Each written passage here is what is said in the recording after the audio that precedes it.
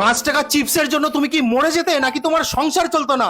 এইভাবে কৃষ্ণেন্দুর প্রাণটা কেড়ে নিলে। সে যখন আর্তনাদ করে বলছিল যে আমি চিপস চুরি করিনি, আমি চিপস চুরি করিনি, আমি কুরকুরেটা কুড়িয়ে পেয়েছিলাম, তারপরেও কেন তাকে ভরা বাজারের সামনে, মানুষজনের সামনে তাকে বারবার কান ধরে উঠবোস করালে, তাকে যা না তা অপমান করছিলে? একটা শিক্ষিত মেধাবী ছাত্রের মান সম্মান, আত্মসম্মান তুই কি বুঝবি? এই সেই ব্যক্তি যার দোকান থেকে নাকি চিপস চুরি করেছিল, কিন্তু সিসিটিভি ফুটেজ যখন সামনে আসে, বাচ্চাটি যেটা বলছিল সেটা একদমই সঠিক। আপনারা সিসিটিভি ফুটেজ দেখতে পারছেন যে সে বাচ্চাটা কুড়িয়েই পেয়েছিল দোকানের সামনে থেকে। তারপরেও এই ব্যক্তি যখন তাকে ধাওয়া করে ভরা বাজারের সামনে ধরলো যে তুই চিপস চুরি করেছিস কেন, যখন সে বলল আমি চিপস চুরি করিনি, আমি কুড়িয়ে পেয়েছি, এই নিন 20 টাকা, সেই 20 টাকা নেওয়ার পরেও তাকে নানাভাবে অপমান, ভরা মঞ্চে কান ধরে উঠবোস করানো, কেউ পাশের থেকে হাসছে, কেউ দেখছে, সবাই দর্শক হয়ে এই হয়েছে সমাজের অবস্থা। এই যে তার সুসাইড নোট, কৃষ্ণেন্দু আমাদের মাঝখানে আর নেই, এই একটা চিপসের অপবাদেই আত্মঘাতী করেছে।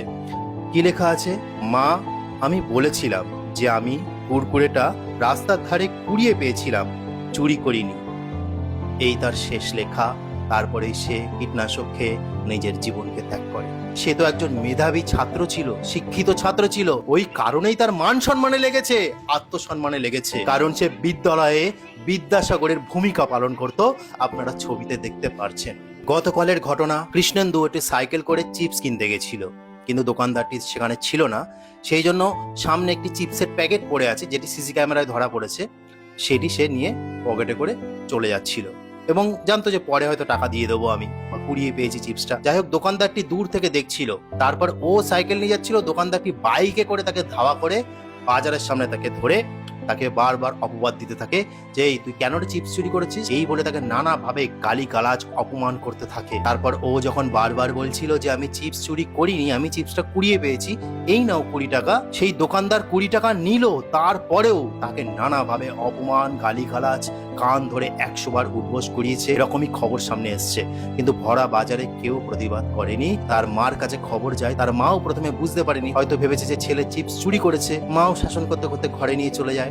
তারপরে সে ঘরের মধ্যে ঢুকলো, ঢুকে একটা সুসাইড নোট লিখলো, নিজের প্রাণটা ত্যাগ করে ফেললো।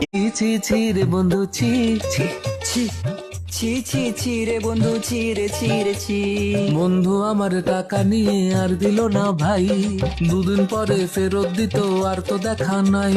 আমার কাছে যত টাকা ছিল দিয়েছিলাম ওকে, এখন টাকা চাওয়ার কথা বলি ফাঁকি দেয় আমাকে। আমার বন্ধু এমন হবে ভাবিনি কখনো, আজ টাকা চাইতেই গেলেই আমার মন বলে তুমি থামো রে বন্ধু, ছি ছি ছি ছি ছি ছি ছি ছি ছি রে বন্ধু।